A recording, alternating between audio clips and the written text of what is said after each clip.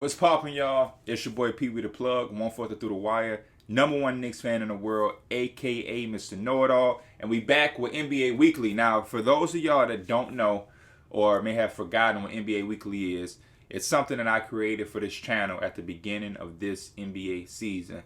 Now, during the course of this season, I've had some opportunities in my career rise, and so when I took on those opportunities, my YouTube channel kind of got neglected and wasn't as consistent as when the NBA season started. So NBA Weekly kind of dropped off, and all the plans and visions and things that I had in mind to do with NBA Weekly had to kind of get put to the side with the Bleacher Report show that I had with Drewski and then Famous Los, the HOH show that I had, HOH House Party, still doing the podcast 2 times a week. It was a lot. It was a lot, and it was a new time in my career trying to juggle and balance all of these different things. So the YouTube kind of had to be put to the side and get neglected for a little bit. But now that, seasons are over, and those shows and things that I was working on, the time is now back. And a lot of I've been putting in a lot of time consistently with the NBA 2K rebuilds and that type of content. But I've been wanting to get back to the NBA Weekly and just the basketball content. And basically what NBA Weekly is me talking about NBA topics at least once a week. Just anything that we want to talk about. If it's some game that stuck out, if it's a player that, that needs to be talked about, that nobody's really talking about, whether it's good way and a bad way, if it's some shit we seen on Twitter, anything. And NBA Weekly is opened up to you guys as well. I always look at the feedback in the comments and pick up different topics from what you guys want to discuss. If anybody puts out a comment or suggests anything that's worth talking about in depthly, I've never been afraid to go in the comments and bring it into an episode of NBA Weekly or whatever I'm talking about on this channel. So keep that in mind as well when you guys are watching. But for me, in today's NBA Weekly, I just want to talk about the playoffs. It's starting to get to the most exciting time of the year. Intensified playoff basketball where guys are creating legacies and storylines are building up, and there's so much suspense and games are getting good. And then when a team is not doing so good and is on the brinks of elimination, or it finally does get eliminated, it kind of creates this conversation of what's next for that team or that player. You know what I mean? Like the Blazers. What can the Blazers do to take that next step? Or is it time for Dame to leave? Same thing with the Mavericks. What can they add to help Luka? Those storylines also arise. And as me, as a basketball fan, I love those conversations as well. So now that we're getting towards that point of the season, it's time for me to start doing NBA Weekly. This episode is going to be recapping the first round of the playoffs and a little bit about the second round. And what to think. Not too much about the second round because we probably do a different video just talking about the second round and what I think is going to happen or just what can happen. But this one is mostly just about what's occurred so far in the playoffs. And then in the future, I am going to be doing something called What's Next. And that'll be about teams that are eliminated. So far, we've already had 4 Eastern teams and 4 Western teams in the first round be eliminated. So that's already 8 teams that we should probably talk about in the near future and see and discuss what's next for them. What should they do to either go higher? Is it time for them to press the reset button in different situations? Whatever. But the playoffs, first round. For me personally, the first round, it was exciting because this is the year after the pandemic and the bubble and different things like that. So, I was just excited to see teams in their home crowd, you know what I'm saying?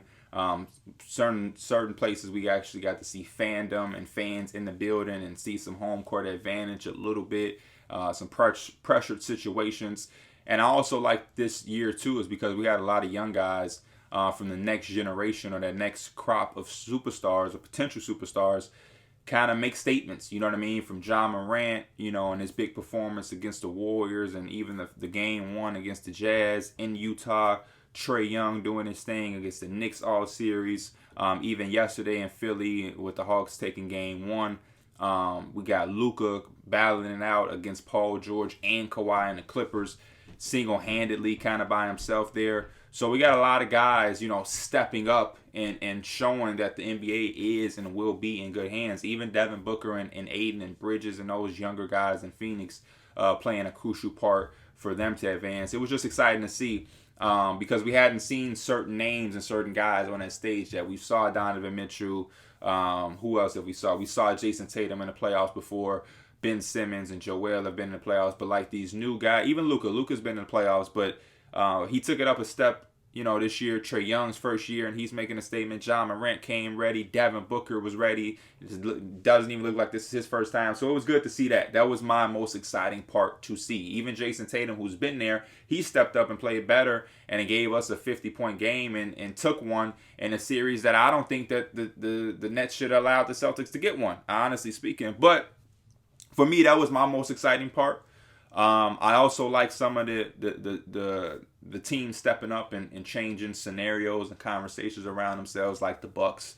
The Bucks sweeping the Heat was big because the Bucks had like this thing on their shoulders or this stigma around their team, and even Giannis, and it felt good to see them kind of handle their business and get that sort of revenge, so to speak. And even Giannis guarding Jimmy in that series, and Jimmy struggling and Bam struggling, and for the Bucks and their acquisitions, whether it was last year or not last year, but in the offseason, getting a Drew Holiday, getting a Brent Forbes and a Bobby Portis, and then even this year for them to go out and acquire during the season PJ Tucker, and to see these guys play roles and important roles to help them win, it was exciting to see. And I was happy for them. I am a guy who supports the Heat because I love the way the Heat do things. They're kind of first class, and they're real strict about how they run things there. And I kind of like that because it leads to them having a lot of success without always having a top 5 or some player, so to speak. But it also leads to conversation for the Heat, for them to get swept like that. And a lot of people putting a bubble fraud thing scenario on them. I'm not a guy that's going to go too hard with the bubble frauds or anything like that, but I do think it is a different reality of playing in the bubble and playing now back to reality of traveling and playing in different home arenas, and having to travel after a game and a certain amount of rest and just different things like that. I do think it's different. I'm not a guy that's going to blame the Heat or the Lakers or take anything away from their championship runs, because they were put in the same situation that everybody else was, so it wasn't any advantage the Heat or Lakers had that no other team in those playoffs had. But now it's a different game and it's a different reality, and we're not seeing so many random guys play out of their mind, and it's like, whoa, hold up, I ain't know he was like that, So that was another exciting part for me. I'm trying to think what else on the Eastern side of things really excited me. My Knicks got back into the playoffs, which was exciting to see. But I'm a level-headed Knicks fan, so even with my excitement of us going into the playoffs, and I was of course rooting for my team and hoping we could win, I am realistic, and I do know that we're flawed, and one of our biggest flaws is shooting, which we were able to do well in the regular season. But again, some of the guys that did shoot well, they're never going to have that shooter badge. They're never going to be known for shooting. You know what I'm saying? For example, RJ Barrett shot 40% throughout the year, but nobody's ever going to look at RJ Barrett as a shooter. That's not what he's known for. You know what I mean? Versus guys like Joe Harris, Kyle Korver, Doug McDermott, even to a lesser degree. Certain guys are known for shooting the basketball. So even if Duncan Robinson has a year where he's only shooting 34% from 3, he's still going to be guarded and respected a certain way because you know him for shooting the basketball. So vice versa, even if a guy like RJ Barrett has a year where he shoots 40%, a basketball mind on the opposing team like Nate McMillan still is going to say RJ Barrett is going to have to beat us with his jump shot. And I think that was the deciding factor for our team. As good as we are, as gritty as we are, we ran up against a team that said, hey, Julius Randle isn't going to drive through us and beat us. We're going to clog up and pack the paint, allow him to always see bodies in front of him, and he's going to have to trust his teammates, kick the ball out, and they're going to then have to make shots. And we just couldn't make shots.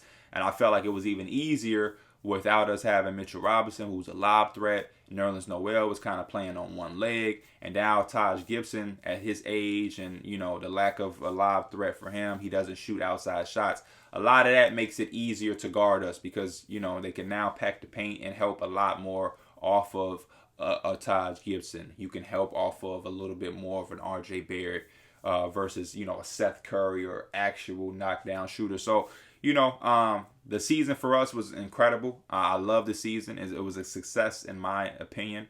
And I feel like we're building something good. I think Knicks fans shouldn't really be holding their heads, or even the Knicks. We had a hell of a run that had to come to a stop at some point, and we ran into a team that was better. I like the way that the Hawks play basketball. They have an engine in Trae Young, who kind of keeps them going and flowing, and then they have shot makers surrounding him, and then they have different looks. They have lob threats with Clint Capella, John Collins, even a Kong who can go catch a lob. Then you have the pick and pop recipe with John Collins. Against Philly, John Collins didn't give you a 30-point game or anything, but he knocked down 3 threes.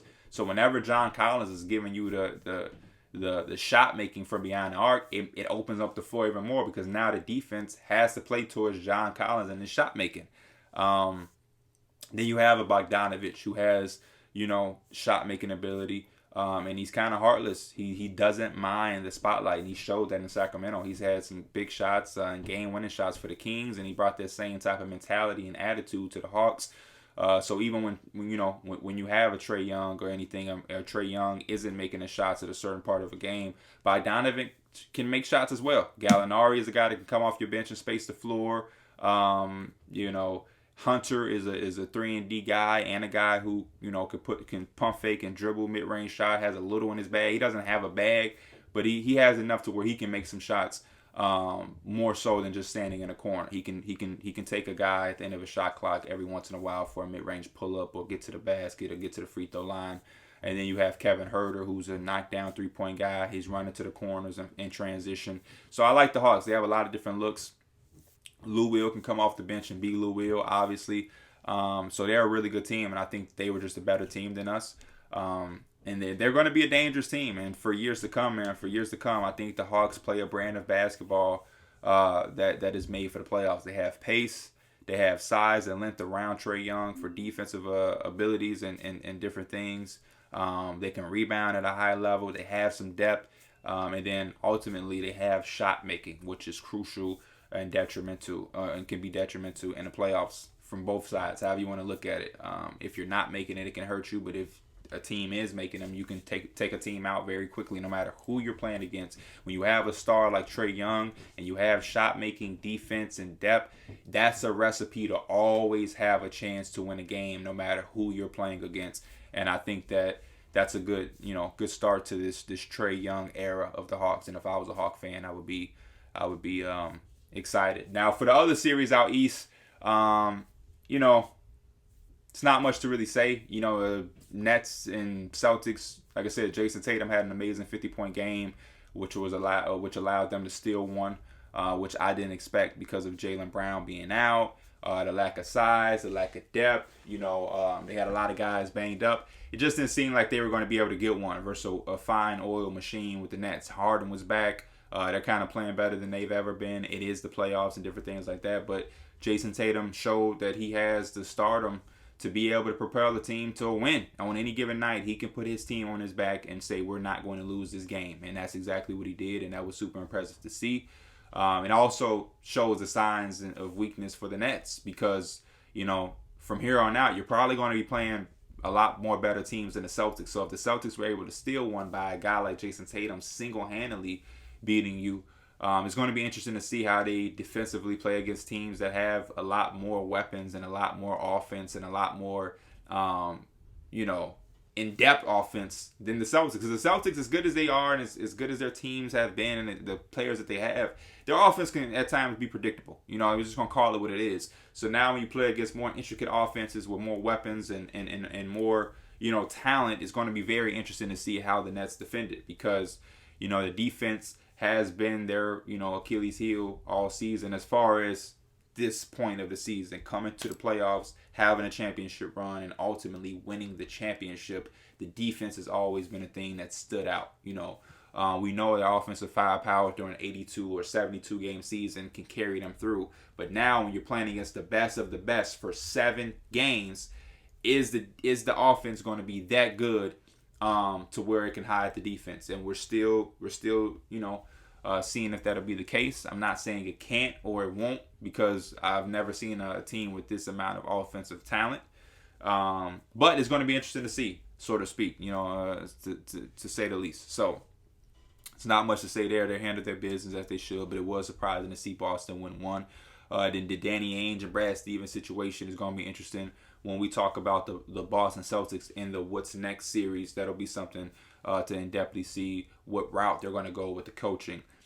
Philly versus Washington, another situation where the Wizards stole one, surprisingly. Joel Embiid obviously, sat out the game or couldn't finish that game, and they were able to steal it. And then Philly came in and handled their business. Not much to say there. Kind of expected that.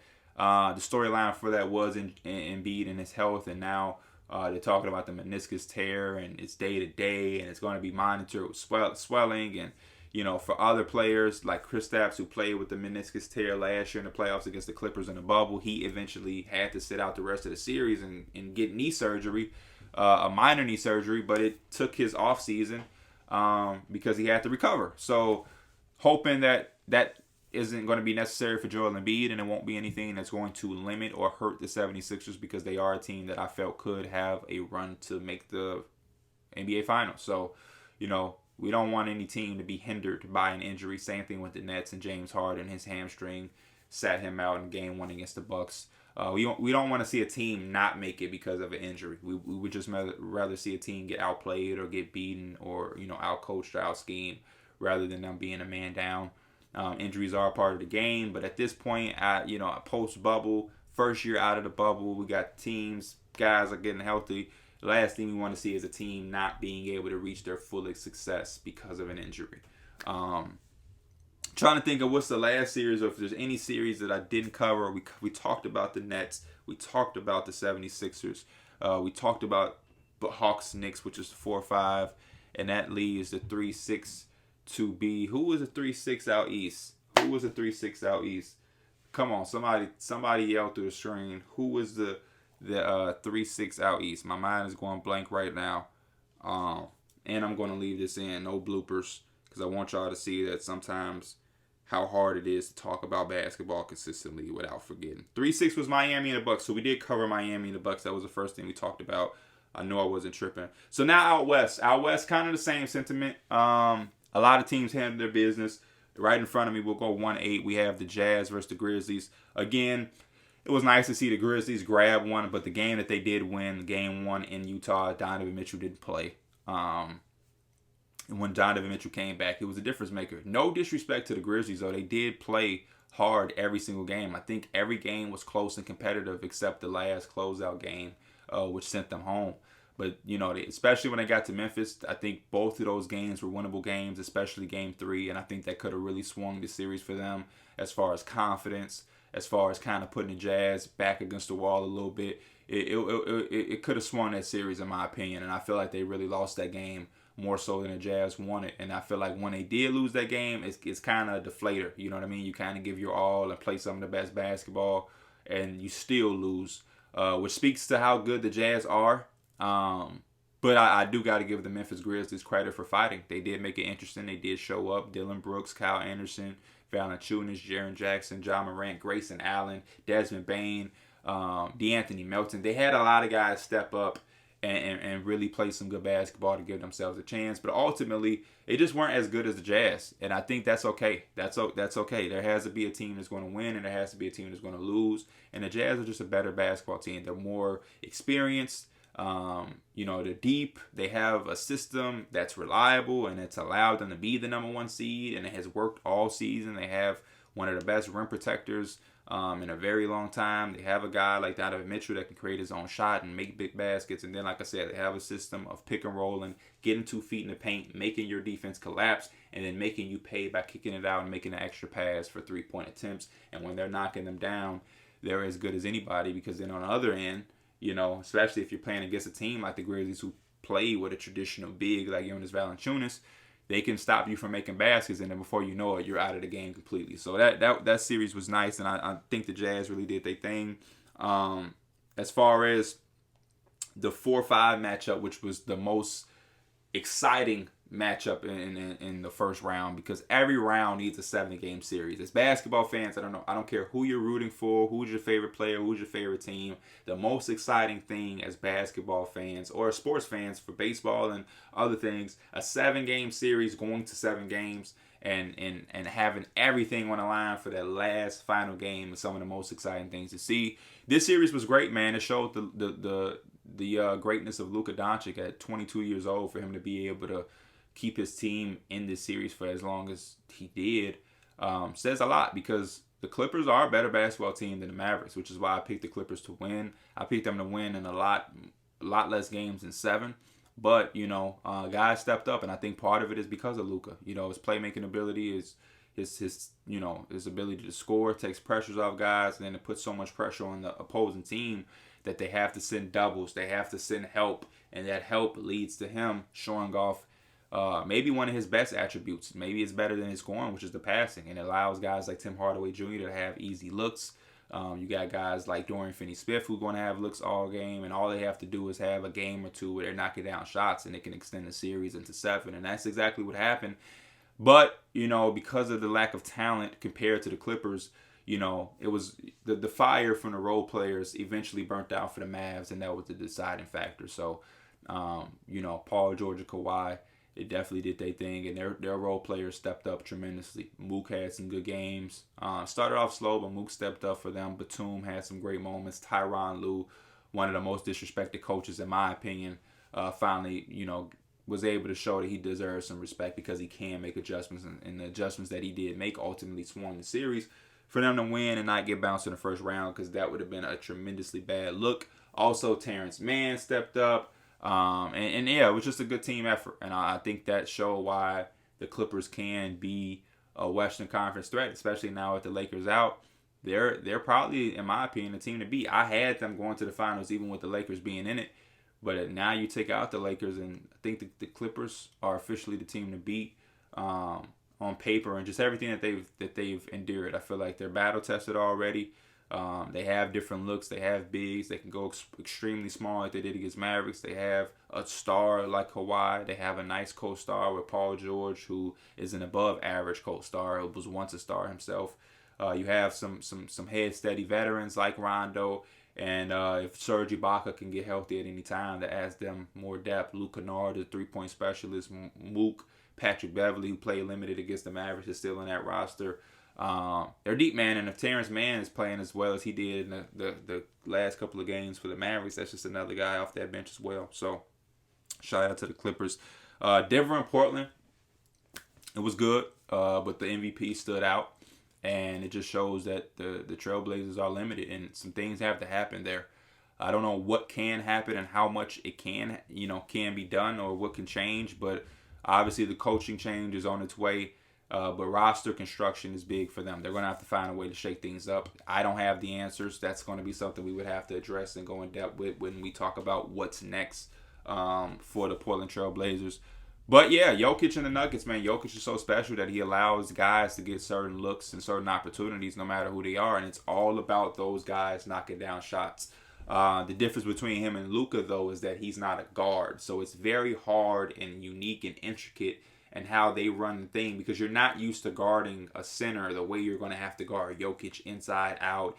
He gets it up top. They're backdooring. Guards aren't used to defending certain ways that they're going to have to defend. It's very complicated. It's very complicated to guard them. And then I think they have shot making, even when Jamal Murray is out right now, that can still win them games. Austin Rivers, never been afraid to take shots. Monte Morris can make shots. Michael Porter Jr. is a shot maker. Aaron Gordon shot the ball incredible for them in that first round. I think over like 53% from 3. And then you have some veterans like Paul Millsap, JaVale McGee, who have experience that can allow you to have different looks and different ways to play just for a small stretch to give Jokic a break here and there. Or if you need to rebound or defensive principles, they have a decent amount of looks. And I think for the Suns and this next series, monitoring Will Barton, and if he'll return at any point, can also help the Denver Nuggets. And then lastly, the Lakers versus Suns. An incredible series. A lot of y'all know how much I love Devin Booker and how I've been talking so highly of him since Kentucky, and especially over the last few years when people were trying to throw out the empty stats stigma on his name. It's so good to see him hoop at the level he was hooping at, because I like I said, I've been a guy who's spoken highly of him and told the world for so long that this is what the guy is going to do when he gets on the stage. We got to stop judging players based on winning. You know what I mean? with context. You know what I'm saying? Like if a guy has a 16-year career and he's supposed to be one of the best players and he's never gotten out of the first round of different things, sure. But when we talk about our young up-and-coming players like Devin Booker, who are still extremely young, Devin Booker, Zach LaVine, Karl-Anthony Towns, guys who have been put in situations that they can't control. Karl-Anthony Towns playing for the Timberwolves, which has historically been a very bad or ran organization for a very long time. We can't fault him and say he's not a winning player. He's an empty stats guy because his destiny led him to the Timberwolves. Devin Booker for so many years. I mean, we go around the history of the Suns and they're drafting Dragon Bender at 4. Marquise Chris was a lottery pick. Josh Jackson was the 4th overall pick when you had guys like De'Aaron Fox on the board. You know what I mean? Like just bad moves, abundance of head coaches in so little of years. Just a lot of things going on. It's not a recipe or anything that's going to lead to success no matter who the player is. So some of the things in my eyes are out of a player's hands. You know what I mean? Even if you look at the situation with Chicago, Zach LaVine is a guy who I think you put him on the Mavericks with Luka and a lot changes. You know what I mean? And it's not empty stats anymore. We put Karl-Anthony Towns in a situation where he is in a better place. And I think we're not saying empty stats no more. I think having to see a guy play in the playoffs to prove to you that he can play is ludicrous. If you don't know that Devin Booker can hoop, you're not a basketball person and don't have a basketball mind. If you don't think that Karl-Anthony Towns can't play basketball on the high level, you're tripping. You know what I mean? You're tripping. And so that's what that series did for me. Obviously, you know, the Lakers being out, it gave us the excitement to know that we're going to see a new champion, especially with them and the Heat being out that first round. We knew we were going to have a new finals now, which as a basketball fan is always fun to see. I am a LeBron guy, and I know, and you know, when you like LeBron, that this conversation of Jordan never did this or Jordan would never or Kobe, you know what I mean? And I love Kobe and Jordan as well, so it doesn't get to me, but I like it for the sense of knowing that the Lakers are going to have to do something. It makes the storylines in the NBA better, and that's, as a basketball fan, what I love. And I can't wait to see what they're going to do better, how they're going to do it. But the Lakers do have to get better and get back to the drawing board. So it's going to be interesting to see the moves that they made because they're just not as good of a team as they were in the bubble, honestly. You know, Danny Green, say what you want to say about him, but he's a winner. Where he goes, teams win, and they win big, win championships. They don't have him. They didn't have him. And not so much talent one-on-one because Dennis Schroeder is probably, he's a better player than Danny Green as far as where they're at now. But in the sake of what the Lakers do, there's some guys that they lost that better fit what they do. Montrezl Harrell at this point may be one-on-one a better player than Dwight Howard. But what Dwight Howard did for the Lakers, it's much more better than what Montrezl Harrell did. You know what I mean? So they went out and they got names and they got talent. But if the talent doesn't fit in what you like to do or what you're trying to do, or it doesn't complement your two guys, then it's irrelevant. You know what I mean? So it's going to be interesting. And then, you know, you got guys like Dennis Schroeder turned down for a year, $84 million contract, and then didn't play or finish the season on the best note. So he's probably lost some money, and it's going to be very interesting to see his value, which we'll discuss on the What's Next series with the different teams.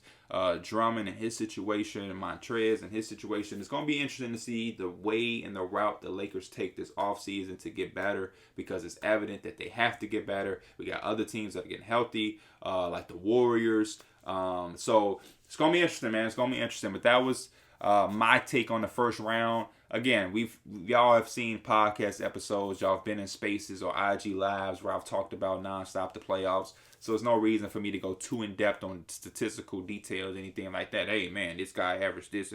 But this is my overall feelings and thoughts to the first round. I'm super excited for the second round. We'll probably do another video diving in totality the second round and what to expect, how I'm feeling, or any predictions that I may have. And then, like I said, in the future, in the short future, very, very soon, get ready for the What's Next series, discussing and talking about the teams that have been eliminated and that are going to get eliminated as we go through the course of the playoffs, and talking about what's next for each team and each franchise to take that next step to get into where they want to go to, or the next step for them to start over and rebuild something that will give them a more realistic chance of completing the ultimate goal. As always, I'm Pee Wee the Plug. I appreciate you guys for always tuning in. If you made it this far, thank you very much. As I said in the beginning of the video, feel free to always leave comments or thoughts or future topics, potential topics to talk about, whether it's about a particular player, particular team, just a thought. Maybe it's something you saw on Twitter or a conversation you saw on a discussion board. I don't know, but feel free to always leave topics, concerns, thoughts, opinions. If you're new, subscribe, definitely leave a like, and I will see y'all in the next episode of NBA Weekly. I'm out. Peace.